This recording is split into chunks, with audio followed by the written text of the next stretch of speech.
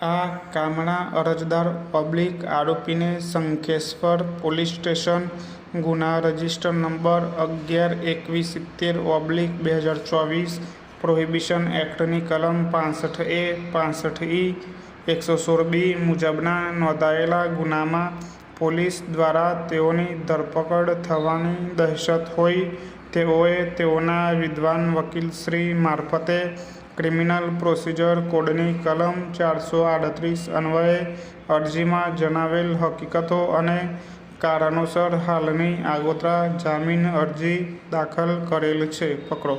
આ કામના અરજદાર આરોપીની હાલની અરજી ઉપરથી સામાવાળા શ્રી સરકારને નોટિસ કરવામાં આવેલ. સામાવાળા શ્રી સરકાર તરફે વિદ્વાન એપીપી શ્રી એસ.કે. પટેલ હાજર રહેલા છે. અરજદાર આરોપી તરફે વિદ્વાન વકીલશ્રીને તથા સામાવાળા શ્રી સરકાર તરફે વિદ્વાન એપીપી શ્રીને સાંભળે અરજદારની જામીન અરજી વંચાને લીધી.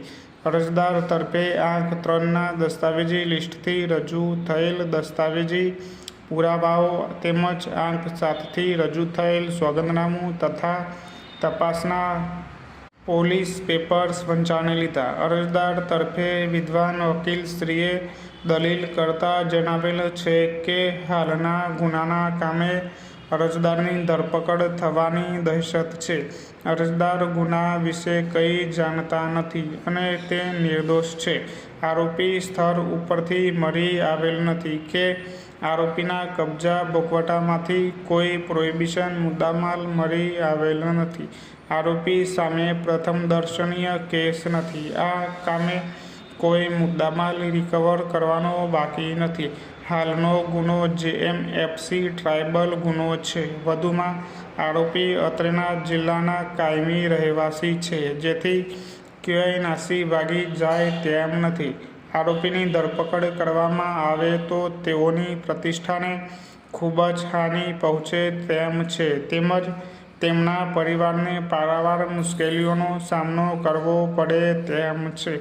આ કામના આરોપી નામદાર કોર્ટ ફરમાવે તેવી રકમના સદ્ધર જામીન આપવા તૈયાર અને ખુશી છે તેમજ પોલીસ તપાસમાં સંપૂર્ણ સાથ સહકાર આપવાની ખાતરી આપે છે, જેથી આ કામના આરોપીની હાલની આગોતરા જામીન અરજી મંજૂર કરવા વિનંતી કરેલ છે. વધુમાં તેઓએ પોતાની દલીલોના સમર્થનમાં નામદાર સુપ્રીમ કોર્ટ સંજય ચંદ્ર વિરુદ્ધ સીબીઆઈ વારી ઓથોરિટીમાં પ્રસ્થાપિત કરેલ સિદ્ધાંતો પર આધાર રાખેલ છે.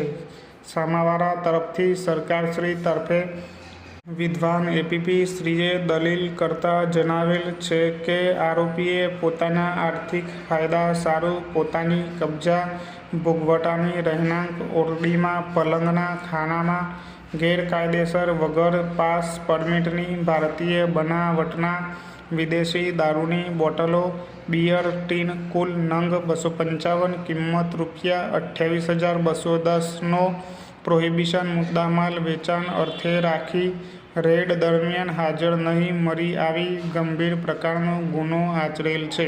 હાલના ગુનાની તપાસ ચાલુ છે.